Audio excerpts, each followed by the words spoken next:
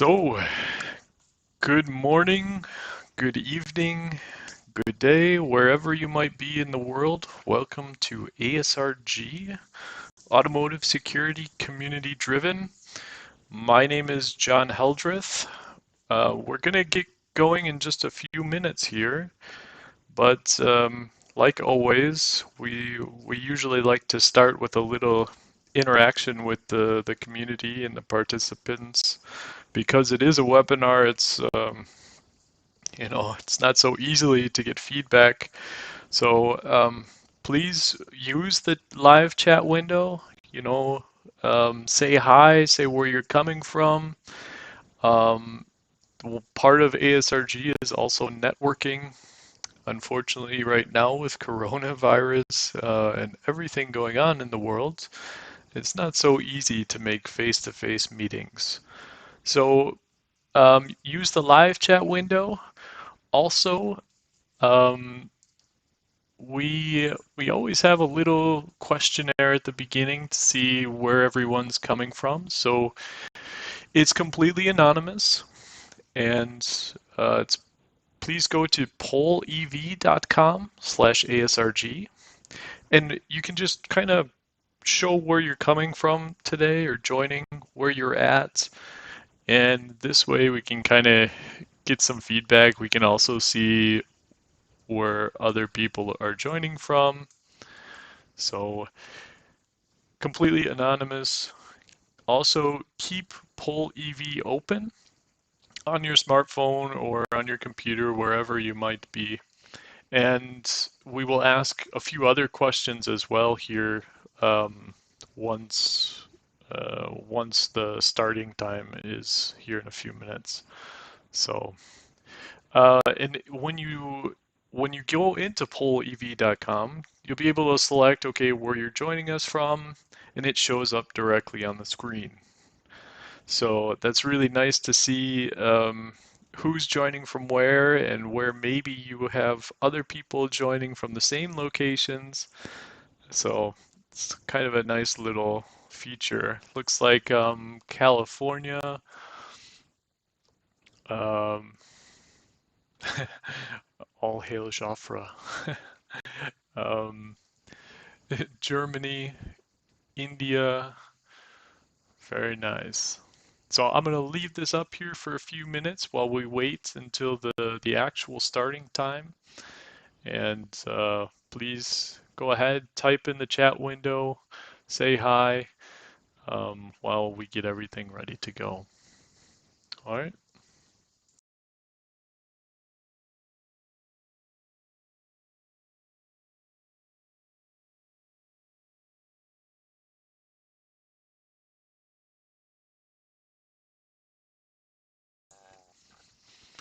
I think we're gonna have to get some like Jeopardy music or something while this is going on, so it's not so um, quiet.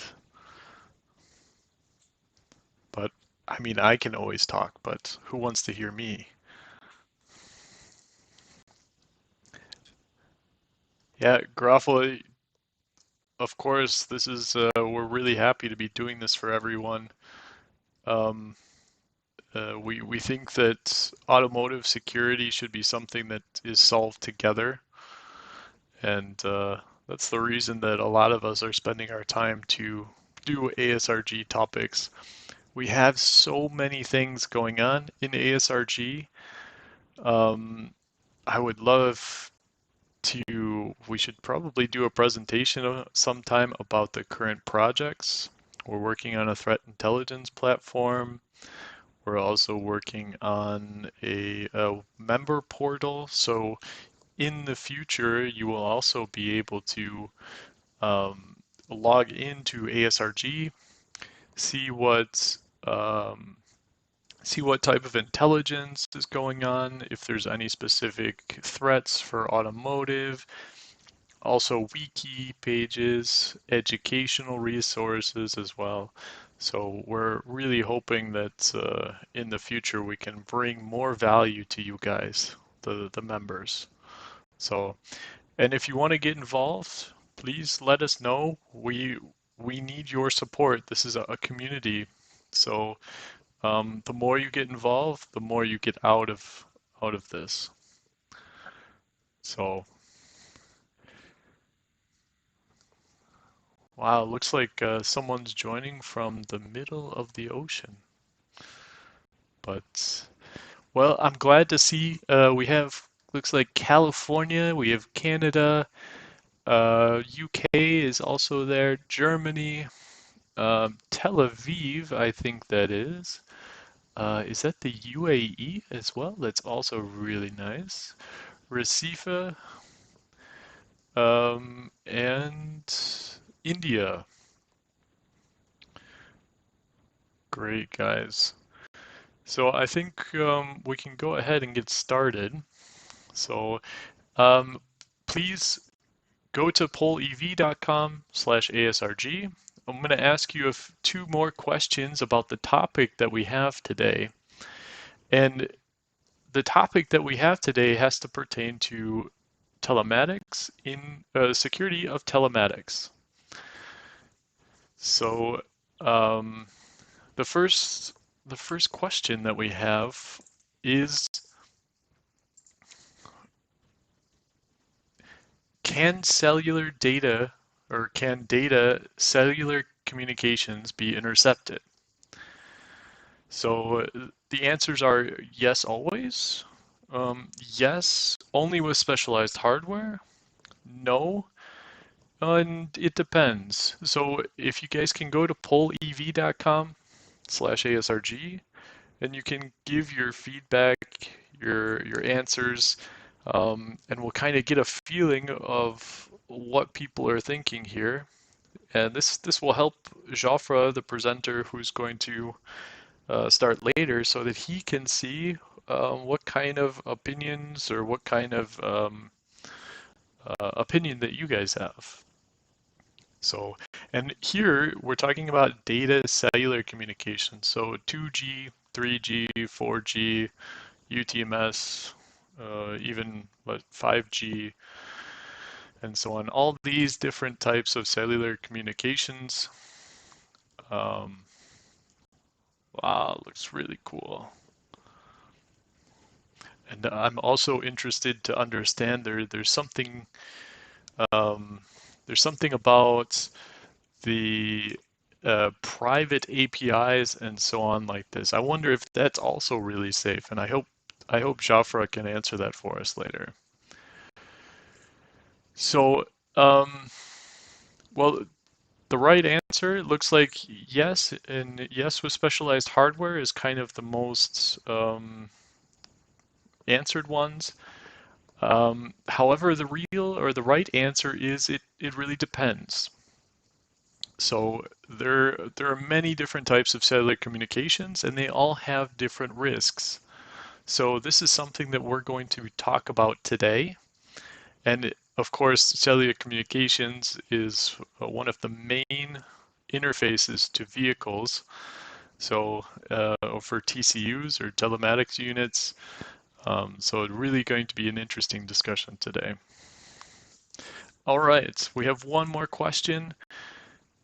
The next question is, where can you find the oldest data modems today? So the first one is, okay, feature phones. So in each of our phones, there's a modem that's used. In smart meters, which are relatively new to the market, but they also have data connections. Or, of course, in vehicles. So if you give some feedback, this is also a topic that we're going to discuss today.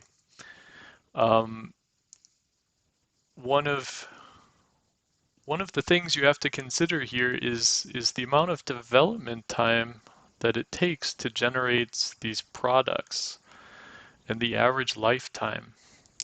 Phones have an average lifetime of around 4.7 years. The smart meters are relatively new in the market, depending on which market we're talking about.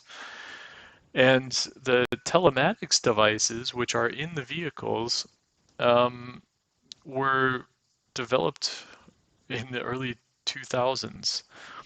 depending on which vehicles we're talking about, of course, but if we think about the development time of a vehicle and the development time of an ECU and how easily those could be updated, unfortunately, there's no hardware over-the-air update. You know, we can't send ECUs over 5G connections. Maybe an interesting concept and something we need to discuss more. But anyways, so the right answer here is actually that the oldest data modems are found in vehicles today.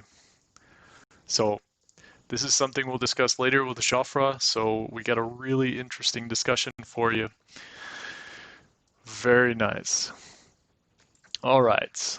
Well, let's go ahead and start with today's presentation. Of course, I hope you guys are in the right place. This is ASRG webinar. Today we're going to be talking about Telematic Control Unit security or insecurity. And Jofre Palau is with us from Vodafone Automotive.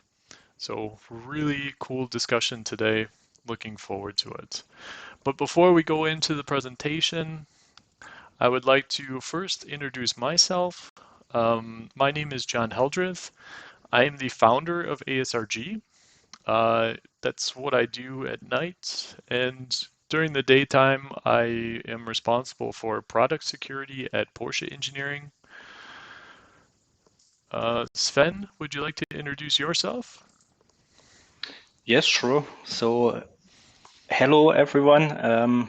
We are proud to have you also here today with us. Some small words to me. So I'm Sven Schran. I'm with ASRG now for a little bit more than 1.5 years.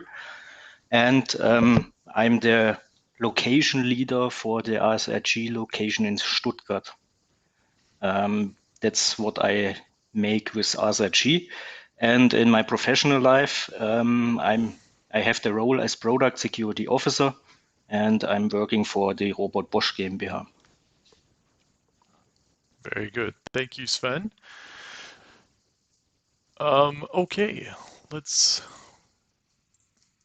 move on here.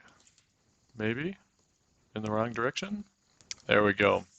All right, so just quickly here, for those that are new to ASRG, and for those that are not new to ASRG, you can just mute me for a few minutes here. ASRG is a nonprofit company focusing on the advancement of automotive security in the automotive industry. This is a community for you. It's to learn, to support, and advance our understanding of bringing secure automotive products to the market. We are trying to remove the boundaries that can occur in the automotive security industry. Because we're trying to bring in IT competencies and IT processes into a very mature automotive product and process, which these two industries actually have very big differences between them. And so please, we're trying to help ease this mixing of these two environments. So there are many different boundaries, and one of these could be communication, borders, finding ways to learn, just understanding what solutions are out there. And having this knowledge and making good decisions is something we all have the same needs, right?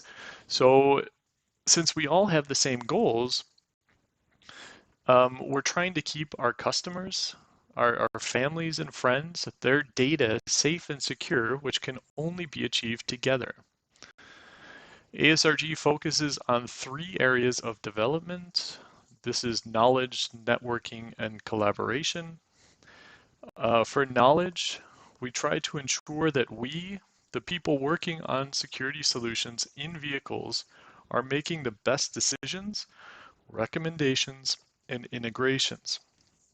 We need to understand where to find information, make sure that we have the competencies that we need in the industry to make good decisions. So for networking, if you can't find the right information, then having a network of professionals is very important. They might know where to look or have a different experience or even know different solutions or recommendations. We can't know everything ourselves. However, as a community, we are stronger, and together we can support each other. The last point is collaboration. Since ASRG is a nonprofit, we have we have an unbiased and offer a space where members and sponsors can innovate outside of our companies. This innovation is organized into projects. Some of these projects include threat intelligence, ASRG portal, as I mentioned before, and so on. If you would like to get more information or get more involved, and create an impact on this industry, please send us an email at hello@asrg.io. So, um, so before we get into the presentation, I just want to mention that if you have questions, please go ahead and put them in the chat window, and at the end of the presentation, we will go into that. All right, just quickly, ASRG by location. We have many locations, I think 22 now. And actually we have around 3,900 members. I believe this is almost 4,000 as of today, but that's really amazing. In the last few months, ASRG has grown from, I think at the end of 2019, we only had, I think, around 1,000 members, and now we're at 4,000. That's amazing. I'm happy to see the growth here. If you guys have recommendations, if you want to see something, please let us know. This is not a one direction conversation. So how do you communicate when we're in times like this where we all are staying at home? We have Slack channels and Telegram. The links are also in the description or in the YouTube channel description. So take a screenshot here or just click on the link in the YouTube description and be a part of the conversation. Ask questions, answer questions. Build up your own network of people to discuss particular topics with. You can also follow and join us on Twitter and LinkedIn. These are the two main social networks that we are focusing on currently. Twitter we use to communicate a lot of security related news and so on. LinkedIn, we are putting our events up on LinkedIn. We are building up our community there as well. So please join us, scan the QR codes, search for us, but join the community. Guys, we have so many cool presentations coming up besides the ones today. So we have next week, we have ISO 21434. If you don't know what this is the new cybersecurity ISO norm for vehicles. Basti is going to be with us from ETMIS. It's going to show us some examples of risk assessment and analysis. On June 18th, we have Attacking Cars from the Cloud, the API way of stealing cars with Vangelis. Then on June 25th, Christina Lacati is going to be with us from Cyber Risk GmbH. She's going to actually address some of the social aspects about automotive security and talk about intellectual property. July 2nd, CAN bus versus Ethernet. Intrusion detection systems. Really interesting topic here from Gilad. He is working at Arlo. And then on July 9th, we have John Bottarini from HackerOne. He's going to discuss a little something interesting about doing community-based pen testing, which is kind of HackerOne's thing. Title is still to be determined. If you would like to present, please contact us at cfp@asrg.io, and we will schedule you in. Or if you want to hear a particular topic, please let us know. We love to hear feedback from everyone. Just quickly, ASRG is a nonprofit. We don't have a big budget or anything. We like to keep it free for the members, but this can't be possible without sponsors. So if you or your company would like to sponsor us, ASRG, please let us know. hello@asrg.io. ASRG has a unique position in the markets. Since we're nonprofit, we can offer global branding, access to exclusive content, opportunities in finding talent. So if you have any ideas or if you would like to sponsor, please let us know. All right, guys, thank you for my short introduction there. Like I said, if you guys have questions during the presentation, please type them into the live chats, and we will collect these and answer them at the end of the presentation. But without further ado, I would like to introduce Jofre Palau from Vodafone Automotive. Jofre, are you there? Sure, I'm ready. All So, right. John, thanks for the invitation and the presentation. So I'm very glad to be here today. I was really looking to do this presentation live in Stuttgart, but on the flip side, well, I guess that we'll have more people today joining us in around the world, which is always nice. So yeah, I'm Jofre Palau. I'm responsible for product security and Vodafone Automotive. And today I want to talk about Telematic Control Unit security, and in particular on the connectivity. So yeah, the reason why well, we thought that will be an important topic to talk about is because due to our experience, we are seeing often mistakes being done on the, let's call it, cellular interface. And yeah, we thought it would be good to share it with the community and make sure that these things don't happen. I will start doing qualifying, let's say, the presentation and explaining who's Vodafone and Vodafone Automotive, followed by the high-level overview of the different security aspects of the different types of cellular connectivity and how this has evolved, and followed by some real case examples of issues that we've seen in telematic control units, in many of them which are still we are alive today. And I will conclude with recommendations that, in particular, car manufacturers, OEMs, can apply to prevent these issues in the future. So, yeah, a couple of marketing slides, but as I said, just to explain a bit who we are. So Vodafone, for the people in particular overseas, it's a communication providers, one of the largest communication providers. We have large WAN networks. We are known in many countries by our cellular networks. But what is relevant for this presentation is that we are the leaders on IoT connectivity.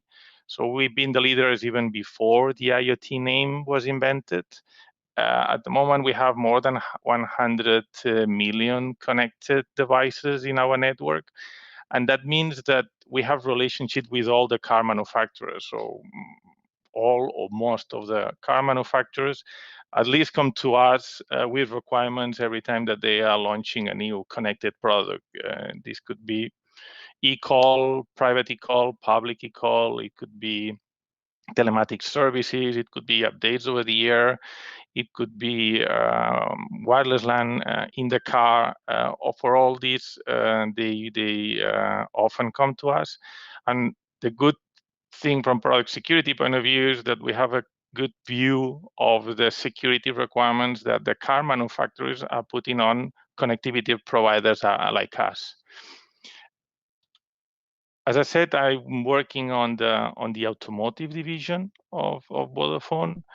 On Vodafone Automotive, we provide telematic services end-to-end, which that means that end-to-end means from the telematic device to the, let's say, management of the service. So we are a tier 1 provider. So we provide hardware that it's embedded on cars, doing the manufacturing of the cars. This hardware, it's mostly telematic units. We do provide other type of hardware, but it's minor. So our core, let's say, manufacturing capability, it's about telematic units. And we have also a big network of security operations centers.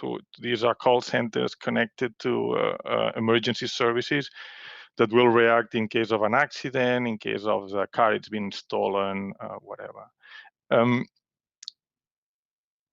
This is, that means that, well, when we talk about telematic services, we have like 5 main building blocks. So on one hand, we have the telematic device itself, the connectivity, the gateway, the device gateway, and the backend where all the data is captured and processed.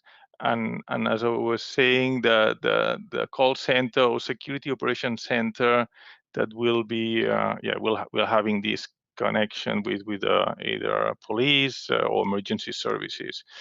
And then you can also have, obviously, mobile applications to engage with your car, track your car, open the doors, whatever. As a service provider, end-to-end service provider, we provide all of these, and we have customers who will be using, let's say, the whole lot.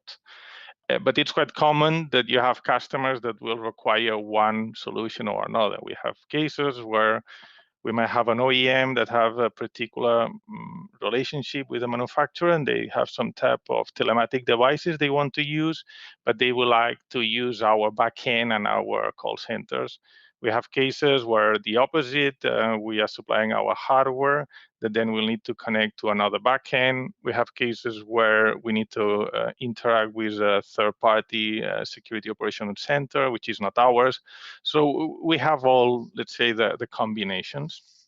And as I said, for a variety of services, so stolen vehicle recovery, fleet management, car sharing, usage-based insurance, etc. For product security point of view, the main challenge is it's always the boundaries, because of course we have a clear view of our product and our different components, and we have a proper, let's say, risk assessment of the different components. But at the moment that you have to use a third-party telematic device that you haven't manufactured, you are starting here to have some kind of unknown risk, and that means that we put a lot of effort every time that we do one of these integrations to assess how is this, let's say, boundary, how is this connection with the adjacent block. And the most critical one is this one, is the connectivity. We're seeing a lot of car manufacturers, a lot of OEMs that are investing quite a lot nowadays in security. But we see a big focus on the CAN bus. So the CAN bus, the internal network of the car, it's just a simplification, but it's a non-authenticated network. And then there are lots of challenges. But from our point of view, the risk is much more higher when we look at the external connectivity. Because when you have to deal with an attacker to access to the CAN bus interface, today it's too late. but also you are assuming today that you have some proximity. It's either a driver or someone close to the car. While if you have a problem on the connectivity, well, actually, you might be being attacked by a third party who is in another country or in another state. So this is why for us, this part it's critical, and that's the main topic of the talk today. And this actually this was one of the key elements of the or key vulnerabilities involved in the Jeep hack. So I guess that yeah, most of you heard about Charlie Miller and Chris Balasek presentation of 2015, where they hacked into a Jeep remotely, and they were able to steal the wheel, accelerate, brake, etc. There were several issues that allow Charlie Miller and Chris Balasek to achieve this. But from my point of view, the main one was the network interface. So they were able to connect externally to the modem, exploit the vulnerability on the modem, then exploit the vulnerability on the gateway, and then finally be able to interact with a CAN bus. That's a lot of effort, a lot of, let's say, parts that needs to be, let's say, broken. But the first one, and from my point of view, the easiest to solve one, it was the cellular interface. At that time, it was Sprint. So Sprint didn't have a proper network segregation or client segregation between the different SIMs or the different modems, which allowed a third party to connect remotely. That was the main issue. And frankly, when this happened 5 years ago, my assumption was, okay, that's going to change, and we'll see a big change on that space. Unfortunately, that's not the case. So we have announced, or there is announced, not we, there is announced a talk in Black Hat for this August, where a car is hacked again remotely, and yeah, the doors are unlocked and the engine is started, and this is affecting all the cars of a particular brand in China. So what it tells me, without knowing, I don't know anything else than this summary that I'm presenting, but that already tells me that the network provider is not having a proper security mechanism, because it's allowing external access to the cars, which should be, as I said, the first thing that they should prevent.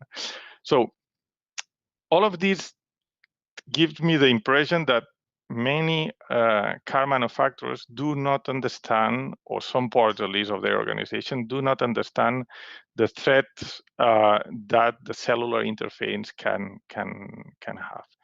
So I'm going to go quickly to the story of cellular connectivity. This is Europe-centric. There are different in the US. There was the CDMA, but well, in general, it's more or less the same story. The first cellular connection, or the connection time, which now we call it 1G, but it wasn't called 1G. From the security perspective, the key element that it had was client authentication. So the focus was to be able to authenticate the client, so that client will pay, basically. That was the simplest security mechanism that was at that time. With 2G, we saw it was added the encryption. So on top of the client authentication, we had encryption. It is true that 2G had some proprietary encryption. There are places where it was even disabled the encryption, but well, the goal was to add encryption at 2G, which includes GSM, GPRS, or Edge. It was then later in 3G that it was added the network authentication. So at that point, the device was able to authenticate the network, to know that for sure this phone was connected to the right network. And also there were some improvements on encryption, 4G, more improvement on encryption, and in 5G, probably the main difference is it's around privacy. But the key part is this, is that it wasn't until 3G that there was network authentication. So by design, a 2G phone, a 2G modem, is not able to verify the network that it's connected. So all the 2G phones, or more the phones, but actually the SIM cards, they have a list of the preferred networks that they want to use. But this list of preferred networks, actually, they don't have any way to verify that they are connected to this network.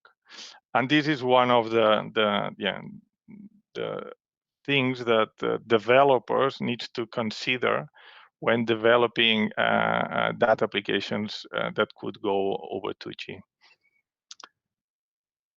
And yeah, what it means? Well, I mean, in 2G, although it's a technology that it's already has many years, 2G still will stay for long. So these are projections from Ericsson from last year. So they have a good report every June. So probably we'll have the new one coming soon. But I would like to draw your attention on here on the blue part of this graph. As you see, the projection is to have still 2G for long in terms of subscriptions.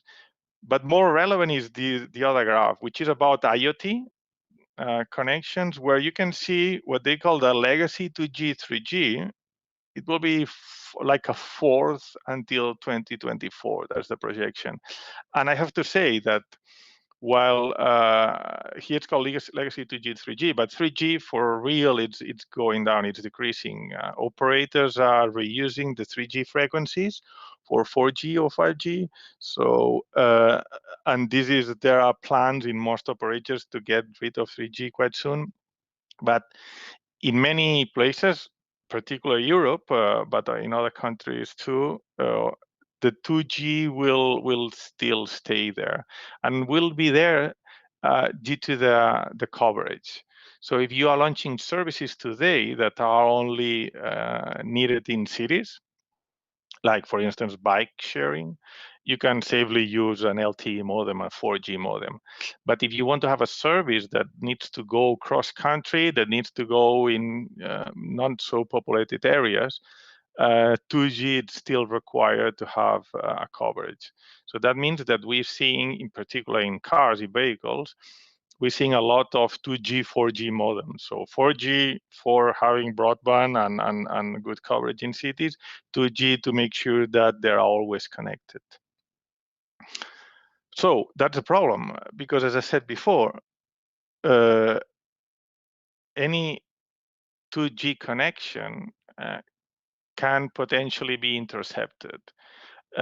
In voice, this is not the case, because there is no way, let's say, for the phone to continue like the voice connection. But in data, it's rather simple to set a fake network and intercept connection. So how this attack could work? Very simple. So as I said, 2G doesn't provide any network authentication. I mean, this is a protocol design. So I saw once an OEM with an RFQ asking us for what we will do to solve that. Well, you cannot solve it. I mean, this is a design decision that the 2G does not provide network authentication. What you have to do is to have authentication on the application layer, but transport you can. And how attackers can leverage this? Well, as I said, all cars will have a 2G connection plus often a 4G. You just need to jam the 4G frequency, set a fake 2G network, a fake VTS, a fake base station, and then wait for your victim to connect, and then, well, profit, either intercept the connection or modify it or send fake data or whatever. How you mitigate that? Well, as I said, ensure end-to-end authentication on the application layer. That's the key part, and this is what we'll see in the next slide, that it's not always properly done. So how can you test this? How can you let's say create this network and yeah, how can you be able to intercept this kind of connection? Well, since some years ago with a software-defined radio, that's relatively easy to do. So some years ago, you will require specialized hardware, and this is why we were asking before about if you need specialized hardware or not. Several years ago, that was really a need. But for the last, I would say, 10 years, with the software-defined radios, you can create your own BTS, your own GSM network, and actually you can create a 3G and 4G. So there are open source implementations of 2G, 3G, 4G with relatively cheap hardware. So I'm showing here the Lime Mini, HackRF, and the RTL. So there are different hardware implementation of software-defined radios. This is hardware that you can modify using software, and you can create a variety of either receivers, transmitters, whatever, in a really broad spectrum. So some of them support from yeah, very low frequencies to very high frequencies. So, and actually this is what we do. So this is a picture of our lab. We have here you see Faraday cage. So of course, creating your own fake network is illegal, and you should not do it on the open, because you might interfere with proper communications, and you might have some troubles with the law. This is why we use a Faraday cage. We have here inside one of yeah, these hardware defined radios, sorry, software defined radios that generates a fake network, and we force the Telematic units to connect, and then yeah, we do what we need to do. This is how a professional lab looks like. It costs a few €1,000, but actually with something like a Raspberry Pi and a Blade RF. So Raspberry Pi is these embedded computers. It costs $35, and a Blade RF costs like $200, something like that. You can create your own network. And this is not new. This I'm showing here one of the links. It's from 2016, but from even before that was already available. So the first learning is that, yeah, do not underestimate the difficulty to play with cellular. It used to be complicated. It used to be something only for specialized people with specialized equipment, but it's not the case anymore. Every hobbyist can create their own network and yeah, can, let's say, assess the connectivity or the type of connectivity that you are using. So with this, I would talk now or give some examples of yeah, of real cases that we've seen of telematic control units that didn't have the proper, let's say, security.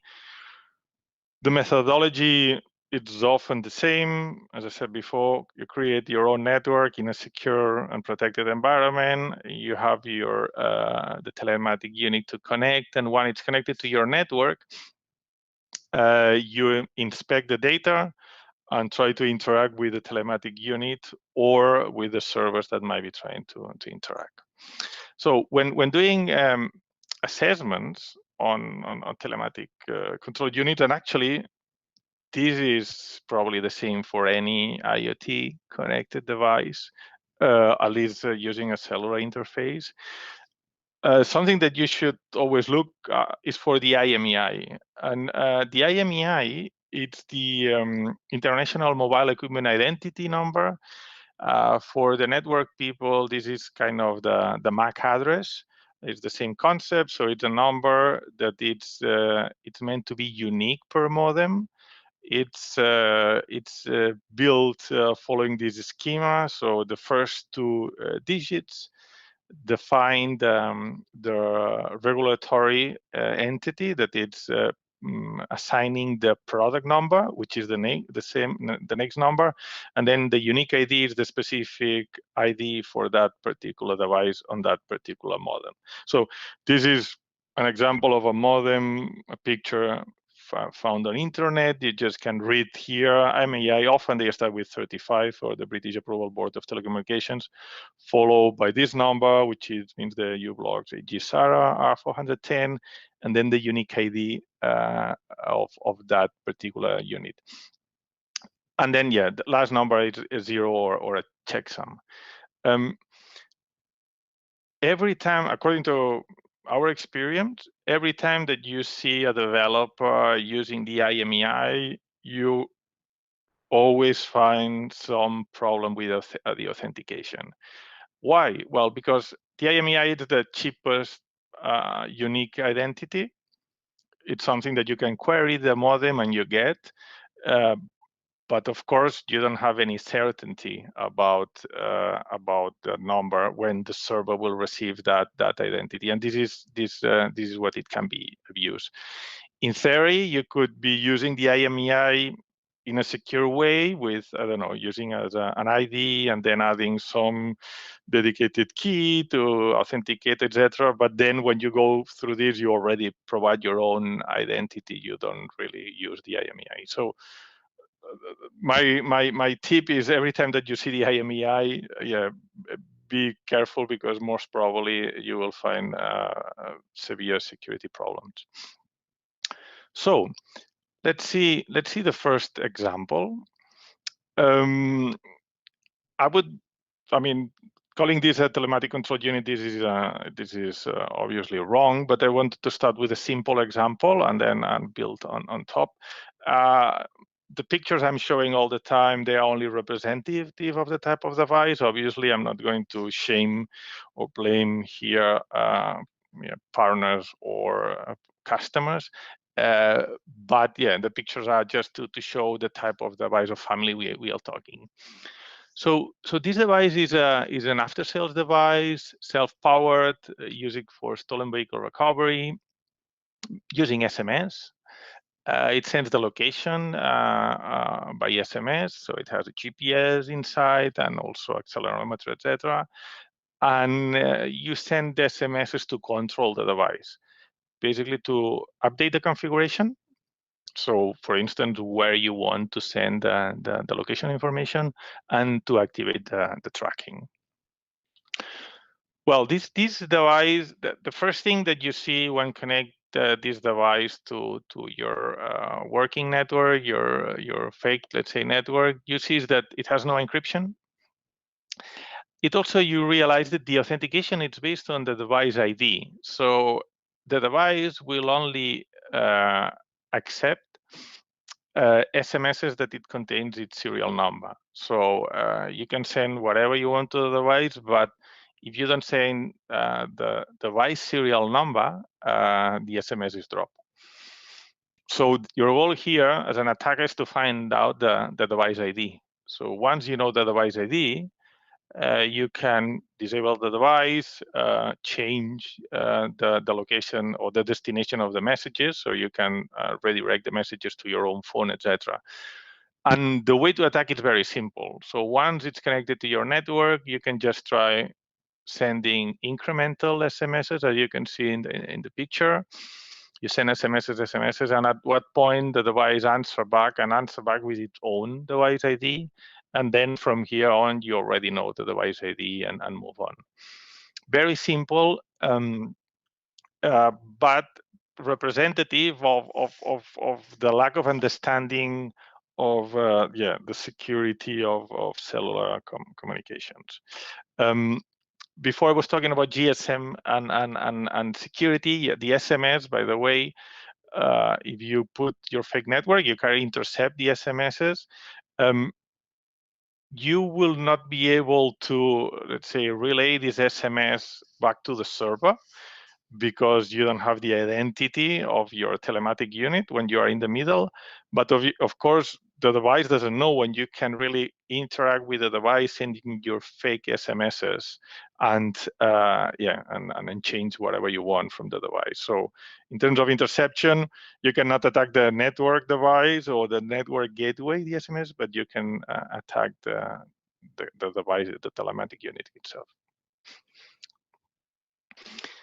Yeah, the other device, the next device, we'll call it the Z device. This is an after-sales device. It's OBD connected. This is connected on the diagnostic port on the car. It creates a wireless LAN in the car. So this is used mainly for onboard connectivity. You create your own wireless LAN in the car, and then everyone in the car can connect. And then you rely. This comes with a 2G, 4G modem, and then you send the data directly from the wireless LAN to the cellular connectivity. It's also used for call it cheap SVR, so cheap stolen vehicle recovery, because you can do some basic vehicle tracking. It has a GPS, but I mean, if it was stolen, many thieves already know about these devices, so they look on the OBD. The OBD, it's often quite visible, the OBD port, and then just remove and throw it. It has a battery, but it's also it uses the power from the car. And when we were talking about this provider, about the security issues, the answer we got is that it was used by 1 million customers in a major telco. That was the answer that we got when we raised our security concerns. Which basically, you can, I mean, if you see at this as the data structure, you should quickly realize what's the main problem. Obviously, it has the IMEI as a device ID. As I was saying before, using the IMEI, it's already a red flag. But if you see that data structure, so this is the data structure of the packet sent from the device to the device gateway.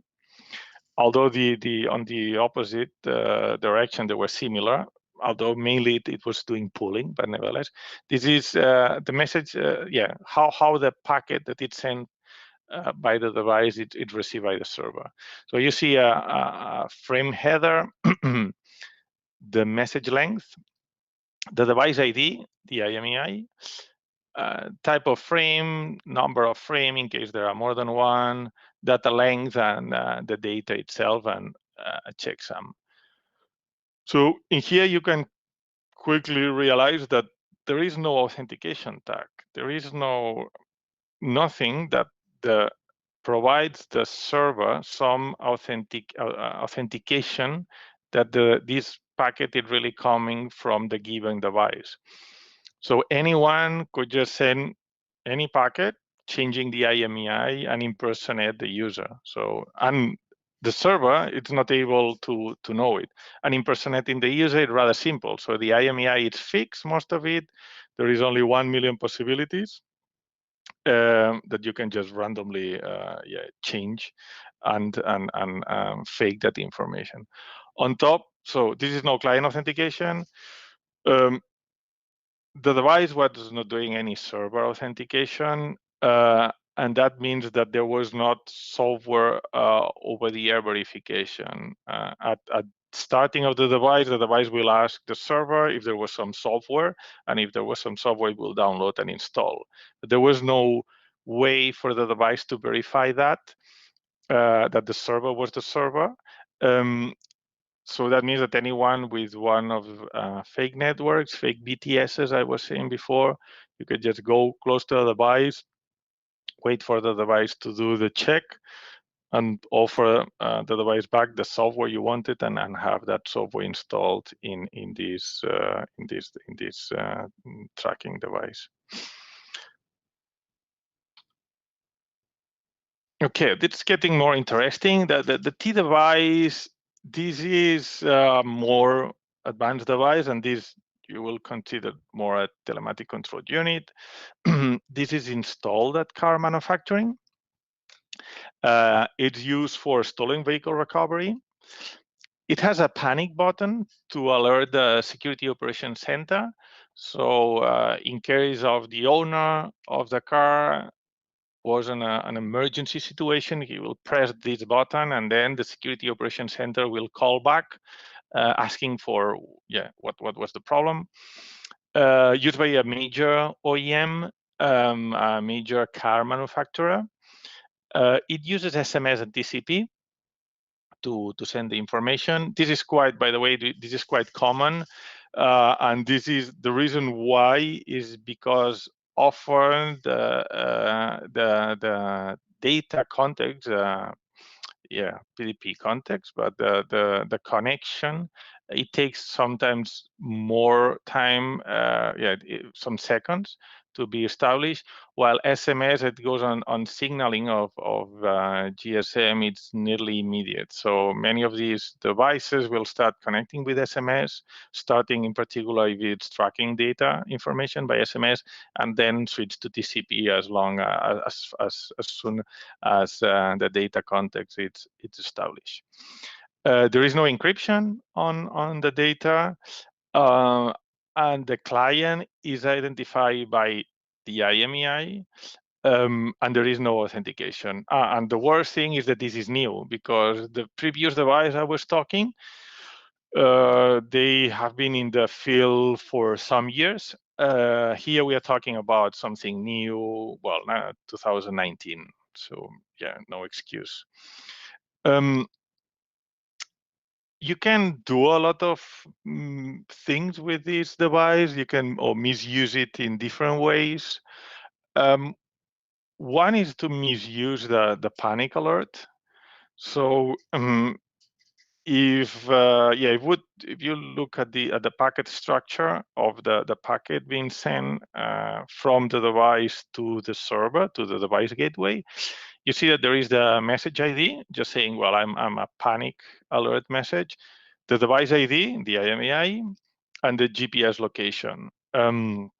With this information, what the Security Operations Center does is it correlates that information with the customer, and then it either alerts the emergency services or calls. So normal procedures, you call first just to verify there is no false alarm. And if there is no answer, then you send the emergency services or the police, depending on the country. So this is the only information that it's sent by this device. There is no client authentication, and the servers are accessible from internet. So that means that an attacker could simply generate a simple denial of service to the Security Operations Center. As I said before, the IMEI, it's mainly fixed. So it's have the AAA part, BBB and D are fixed. Well, the D is computable, but the AA and B are fixed, and the D is known. And the only part is the CCC, which is the unique ID of that particular modem. So you just can loop, starting from CCC equal zeros to 1 million, and start sending panic alerts to this Security Operations Center, and effectively making impossible to distinguish a real panic alert from your attack. Alternatively, if you knew the IMEI of this device, and you could know it if you go close to the device with a fake network, you could just send it for a particular user. You can just send a single IMEI, a single fake message with a victim's IMEI, and then send to that person the emergency services. You can even send it to somewhere else, just using somewhere else GPS location. So you can misuse this in many things. Main problem here, it's not only the lack of authentication of the client, but also the fact that this Security Operations Center has the servers available on internet, which that's something that I'll cover at the end, but that's something that it's unnecessary. So you don't need to. There are other ways to do that.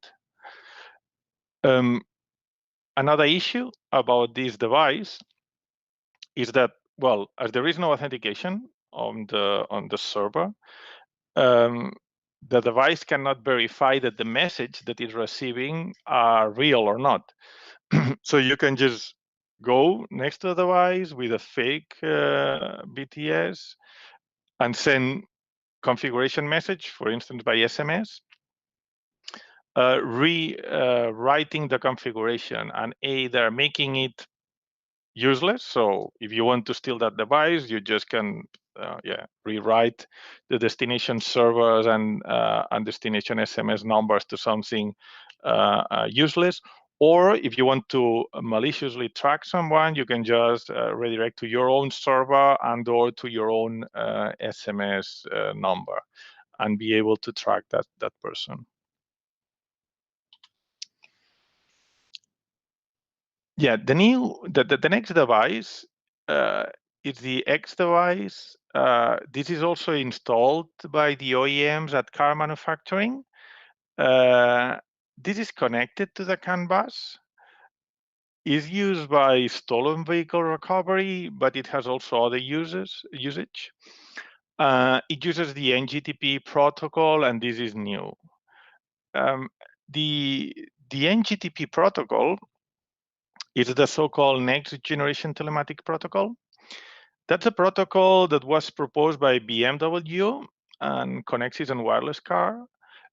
It was supposed to be open source, and I said supposed because, well, creating this presentation, I was looking for like the open source specs, so I can really show here because the ones that we have there are under the NDA, obviously, yeah, I cannot show them. And I was not able to find the open source. So it was announced, so you can find lots of news from 2008, I believe, announcing that they will be opened NGTP as open source. But the reality is I haven't been able to find it. So I'm really, if someone really have it, I can link to the open source specs of this. Yeah, I would be very glad. This NGTP protocol, again, used for telematics mainly. The newest implementation, it provides an optional encryption and authentication. Optional is the key words in this sentence. Using AES GCM. AES GCM, AES, probably you heard about encryption. It's quite standard encryption protocol, and the GCM mode, it's a nice one because it not only provides the encryption, but it also have the attack for message authentication. So in one go, you have the encryption and you have the authentication. So it's a nice choice. It works quite well. But well, what was the challenge? Sorry, before that, NGTP already had some security issues in the past. So in 2015, and that was a month before the Jeep hack, a German researcher, DT Spar, he found, so actually he bought a BMW and he found that it was using SMS using NGTP, because NGTP is supporting SMS or TCP, SMS using NGTP to open the doors of the car. So the network will send an SMS to the TCU, and then the TCU will instruct via the CAN bus to open the doors. He found out that the encryption used at that time, that's been solved, was DES and a shared key for all devices. DES, it's a very weak protocol, so current implementation to use triple DES. So DES, it's very short key and it's easy to brute force with more or less off-the-shelf hardware. Which is what he did, and he was able to find the key, and then he realized that the key was exactly the same for all the cars. So basically, he could open any car just sending an SMS. So strange enough, this new, I could only find it in German. So for me, it's, well, at that time was quite known, but I'm realizing now that probably it was not known outside Germany. There is a link here with a Heise reference. You might need to use Google Translate. There is not much more on internet, but yeah, what I'm trying to say here is that there were already known issues with the NGTP protocol, not for the protocol, but the implementation, which at that time were fixed by the manufacturer, but that I would expect that anyone implemented NGTP today will do a bit of research and understand what were the threats that NGTP had in the past to make sure that these were not repeat. Unfortunately, in the case that we're talking, it was even worse because in that particular case, the OEM, the car manufacturer, did not do any research about NGTP security issues, and the implementation was done in our unauthenticated plain NGTP. So at the beginning of the X device, I said that the encryption was optional. Well, the decision was to do not encrypt and do not authenticate. So there is no way for the server to verify the car. There is no way for the car to verify the server, and the message in between are not encrypted. So again, same as before, attacker can go close to the device with a fake network, disable the service, reconfigure the service to reroute the location messages, impersonate the server, the client, update the software, whatever.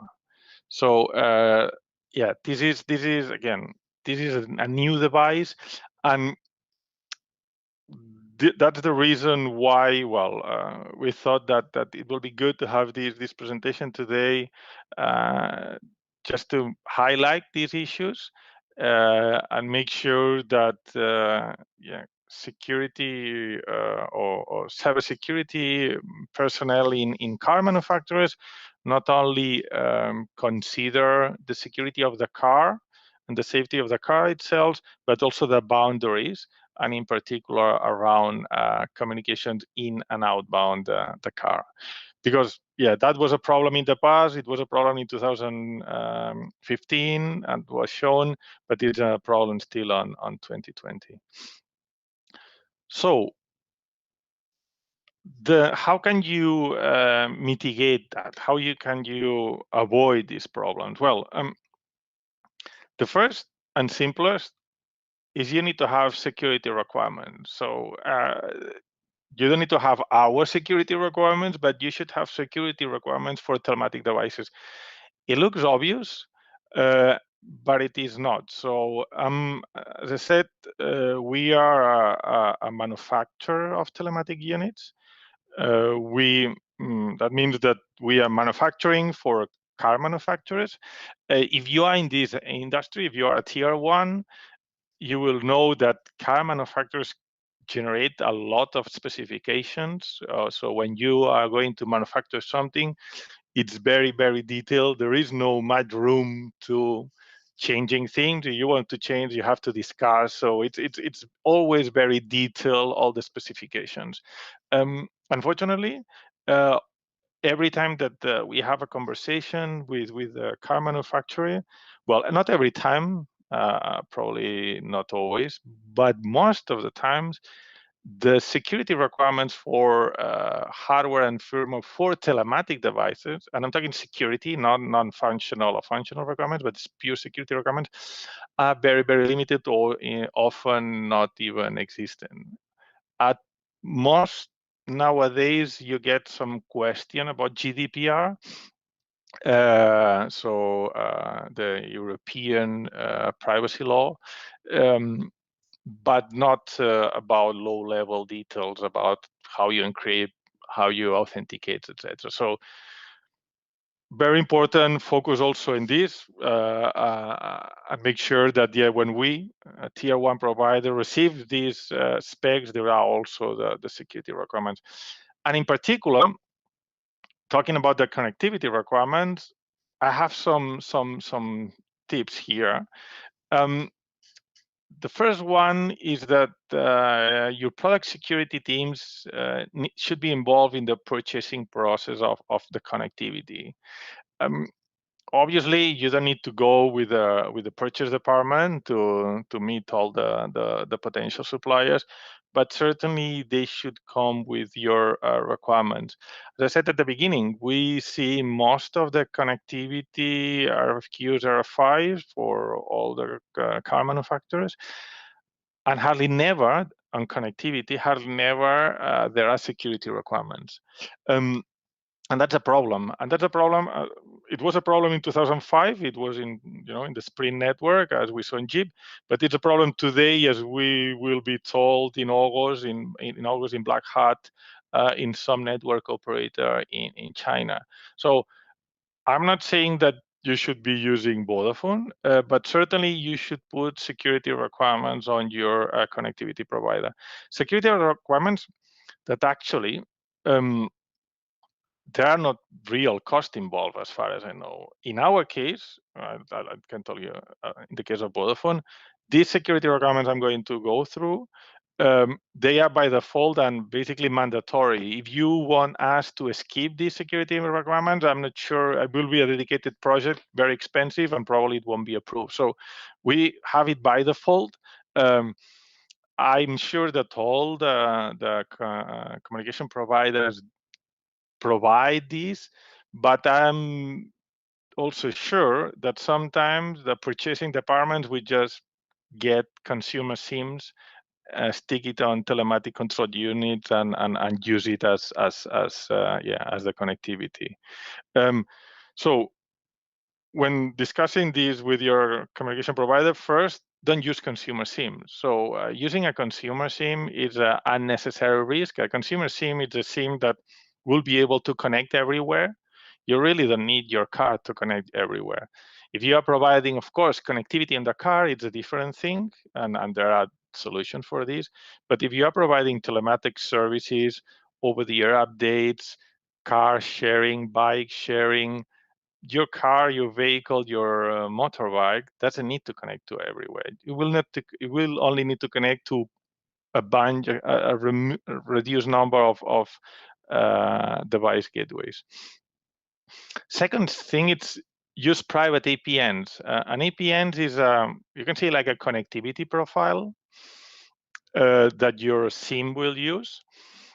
And all consumers, they are on, like, let's call it a normal APN, but then private APNs are used for enterprises or for IoT. So in our IoT network, we provide a dedicated APN per customer or per project. And this is important because then you can have all the traffic from these SIMs to your data center or to your cloud or whatever in a secure way, IPsec tunnel, whatever you want, without having to expose the gateways to the internet. So you will remember the case I was talking about, denial of service against a security operations center that was exposed to the internet. There is no need. Your gateway should not be exposed to internet. Is this the only, let's say, security measure that you need to have? No. But if your gateway is not exposed to internet and your cars cannot talk to anywhere except your gateway, you are reducing the risk dramatically. The third thing, it's client isolation. So again, coming back to the Sprint case and probably to the case of these telecommunication providers in China, I'm quite sure that they don't have client isolation. Client isolation, it basically prevents a car to talk to another car, a telematic unit to connect to another telematic unit. If you have your telematic unit with a SIM that it's only able to talk to the gateway and receive information from the gateway, you already are preventing the Jeep hack and probably the hack that we will see in explaining in August, because regardless of how robust or weak your telematic unit or your gateway could be, there is no way that anyone else can connect. If someone dismantles a telematic control unit, takes out the SIM, and tries to connect, the only way that we'll be able to connect will be the gateway, but not to the other devices. To really be able to access the devices, you will need to hack the gateway, which is already a difficulty. Use at least MFF2 SIMs. So these are the soldered small SIMs. So you just put in here and you can compare with a micro SIM. Again, really an attacker that puts enough effort could desolder the SIM and use it, yes. But at the end of the day, security is always to increasing the barrier and increasing the cost of the attack. So if you use a consumer SIM with a normal form factor, that's very simple for the attacker to stick their own SIM and play with it, or to take the SIM and attack your gateway, or whatever.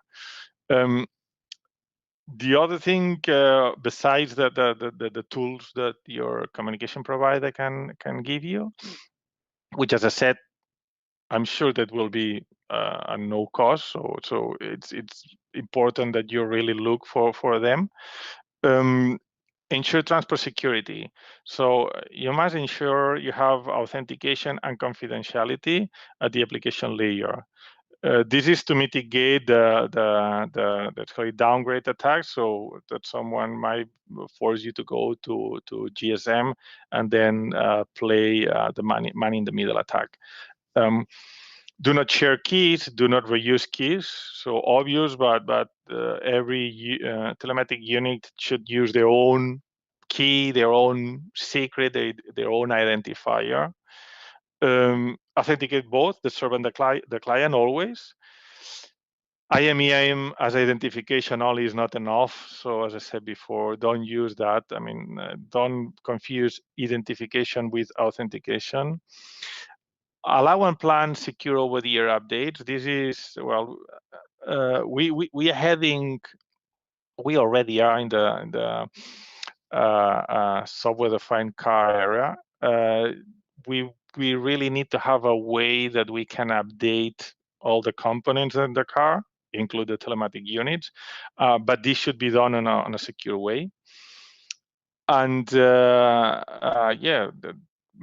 to end, plan for the future. So these, as I was saying at the beginning, can you intercept today communications? Well, it really depends. So GSM is easier. The higher you go on the scale, 3G, 4G, 5G, it's more difficult and let's put it, less cost effective. But this will change. I mean, I'm not a magician. I can read the future, but I'm sure that at some point, the security that we consider enough today, it won't be. What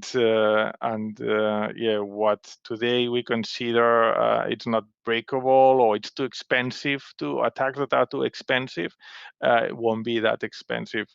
And in cars, the lifetime is much longer than any other, let's say, electronic product that we have today. So we have today cars with telematic units that been designed 20 years ago.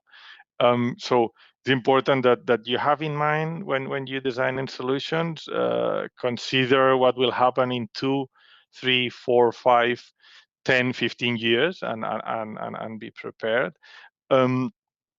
So just to finish, so this was considered high security in the 1800s. Today can be broken with a plasma torch. So I'm sure that this will happen in the security elements that we have today, and hence it's important that you have it in mind when designing solutions for the car industry. And with this, I'm finished. So yeah, I'm happy to answer any questions we might have. Jofre, first of all, thank you very much for such. Jofre, thank you very much for such a very informative presentation. Really interesting stuff. The cellular network has always been something that evades me. I've never been able to research it properly. Do you know of any, or can you name us the specific um, specifications or norms that are for the 4G or 5G networks? Specification norms. I mean, they are all on the 3GPP. They are standardized. Yeah, I'm not sure. I can answer more than this. It's the 3GPP specification that's driving. Yeah. Okay. So actually, so far we've been in a convergence. So we used to have CDMA in particular in the States and other places. With 4G, we had a big convergence. We are at risk now with all the issues with Chinese suppliers, etc., to break this. And perhaps in the future we'll see a break on the specifications, but so far we've been all converging, and 4G, 5G are the same all over the world. Okay, great. Thank you so much. So I think we need to hand over to Sven. There's a bunch of questions coming from the audience. So Sven? Yes, I'm here. Okay, also from my side, thank you very much, Jofre. This was, again, an interesting presentation and bring also an additional topic to ASRG.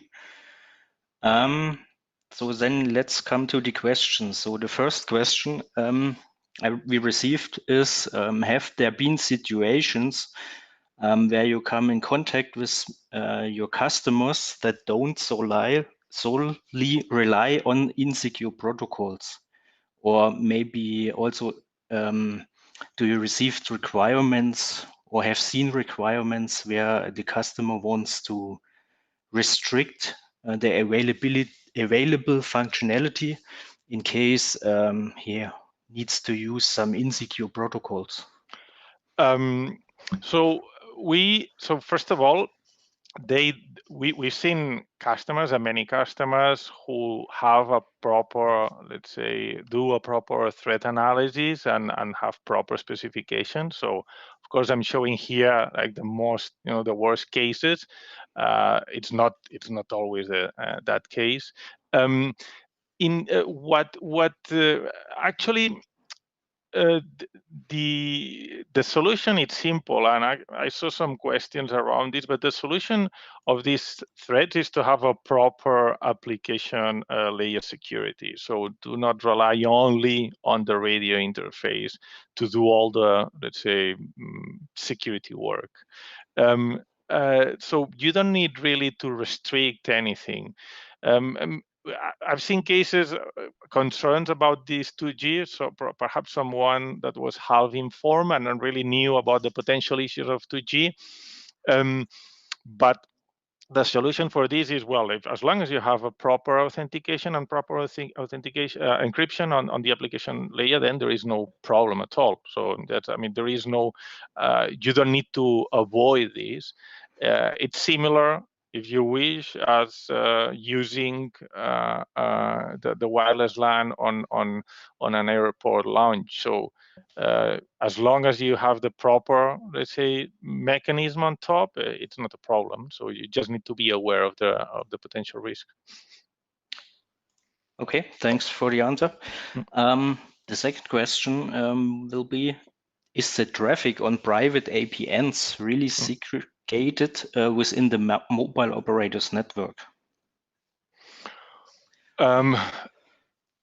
Well, I mean, it really, this is a difficult yes/no answer. From the traffic perspective, I would say yes. Of course, you are sharing the radio part, and the radio part, no, not really. You could, if you consider that not segregated. But at the end of the day, what it's on the IP layer, this is that will concern, let's say, an attack at that point. Yes, they are.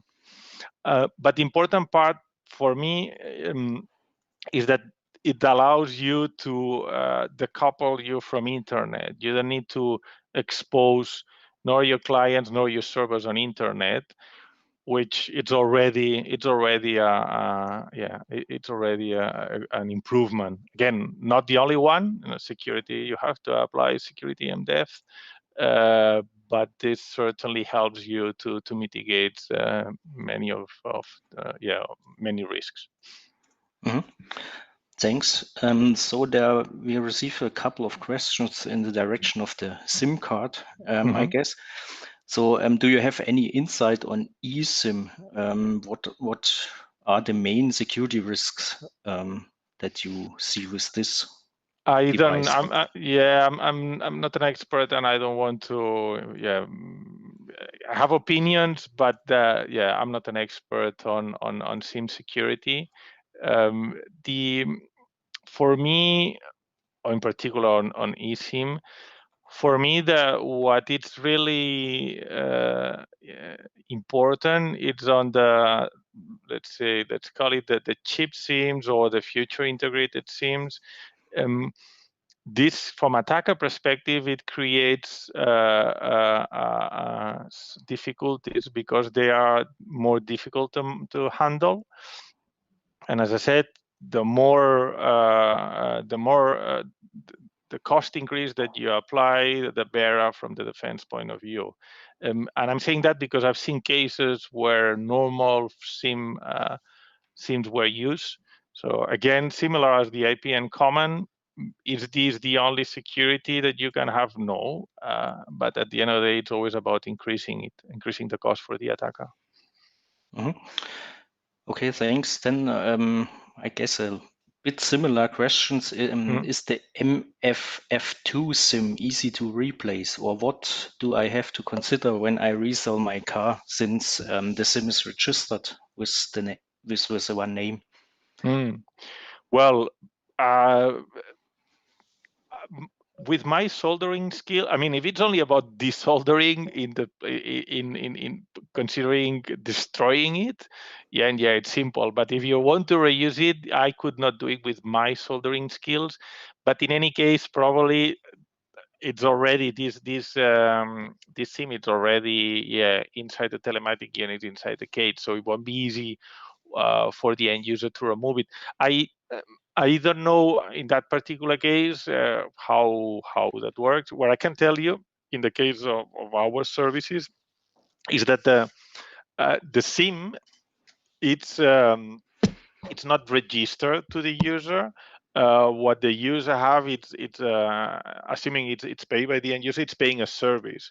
So when the SIM, the car is resolved, if this service it's let's say transferred, then it continues to work. It's not that service is deactivated unless the new customer activate it. So should not be a problem. I'm quite sure, and in particular for all the new privacy laws and requirements, that in this case there is a way to be able to disable that service in a simpler way than just having to desolder the SIM. Okay. How do you see the integrated UICC? Well, I mean, it's the way forward. At the end of the day, we are looking all to reduce cost. So this is a step forward on that direction. We are working a lot, let's say in that direction, and with some partners on this. It's also simpler for the manufacturers. So I think it's the obvious, let's say, evolution, and that's something that it's to say certainly it's the future. Okay, and with the view to the security, is there also an increase by using that, or at least I think we should have the same level like Yeah, other technology? yeah. But yes, but it goes. The smaller and the more integrated, the more difficult for the attacker. So it's in that sense, even without considering, let's say, the logical part, only for the hardware part, it's already a game. Okay. So come to questions in the direction of threat modeling.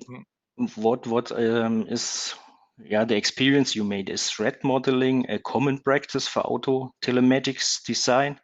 Because it seems that many of the issues you presented today could be very similar addressed in the design phase. Yeah, that's a very good point. In these cases, there was no threat modeling. Is threat modeling done? Yes, yeah, and obviously we do it, and we work with customers and partners that do it. I see the challenge I see, and based on experience, it's two parts. In the automotive and this four wheels, two wheels, both industry, I see in some cases some car manufacturers or vehicle manufacturers, they are not that big, although it might seem, because they have factories, but at the end of the day, the team dealing with software, IT, new services, they are not that big and not that experienced in some cases. In other cases, is that the business model is a bit fragmented. So you might have the big vendor, big OEM car manufacturer with proper security teams doing their threat modeling, test, requirement, etc. But the telematic unit is then deployed in the country by some, let's say, part of the organization that bypasses all these tests. So often the issues we've seen are on these two cases, or either small in the sense of IT security teams, manufacturers, or that the supply chain, let's say, embeds the telematic unit at the end, not after sales, but like nearly at the end of the chain, where it's outside of the control of the core manufacturer. And that's when most of the issues come. Okay, thanks for sharing the experience. Also, in questions to ask you about your experience or what you have seen during your activities. This is in the direction of V2X security. Okay.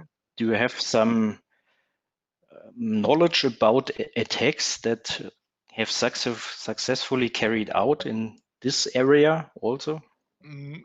Not that I know. I think that V2X is still too new because at the moment, we have implementations here and there, but in particular, all around for my point of view, the key part on the V2X, or on a critical part, is all the certificate management piece, because I'm not sure if you are all aware, but the core part on the security of V2X, it's around authentication based on certificates, but considering on having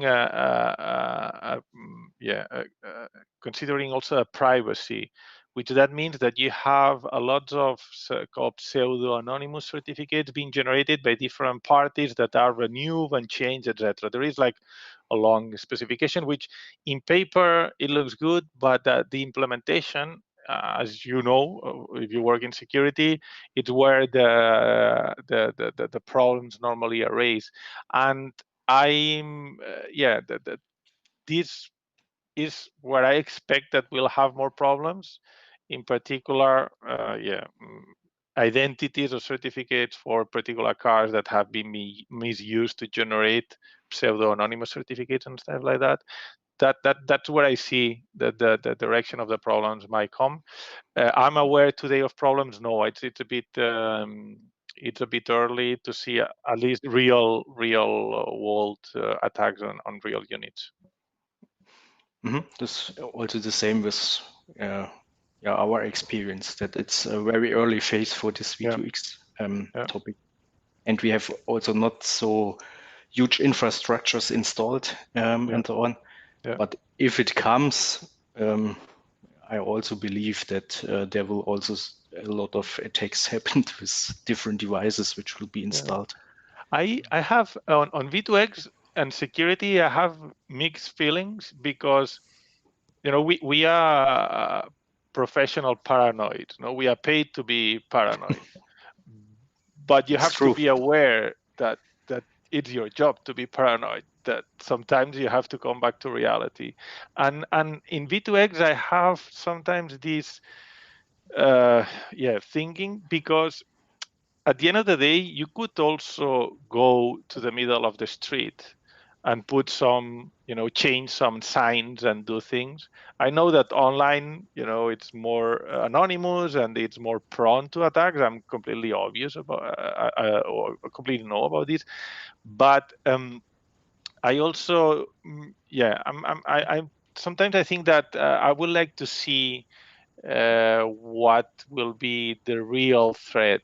At the end of the day, the cars will be, the safety will be measured on the onboard sensors, and the V2X information will be used to complement that information and to, improve the driver experience, etc.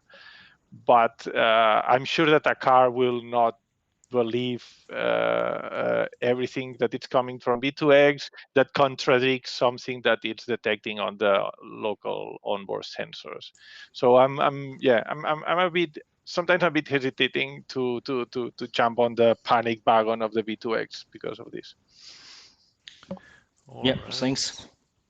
One last question.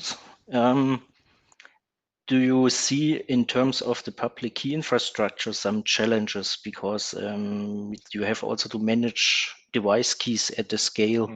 Yeah, that for me is the main concern, and in particular for middle-sized or small car manufacturers. So, you have the big groups, and probably the big groups will deploy big infrastructure, but then, in some cases, I'm not sure if a car manufacturer really wants to enter the PKI business, because to support V2X, you have to have a lot of operational CAs and CRLs, and it's if you work on the PKI world, it's a lot of resources that do not seem obvious before you start, and I'm not sure that the car manufacturer really want to enter this line of business, let's call it.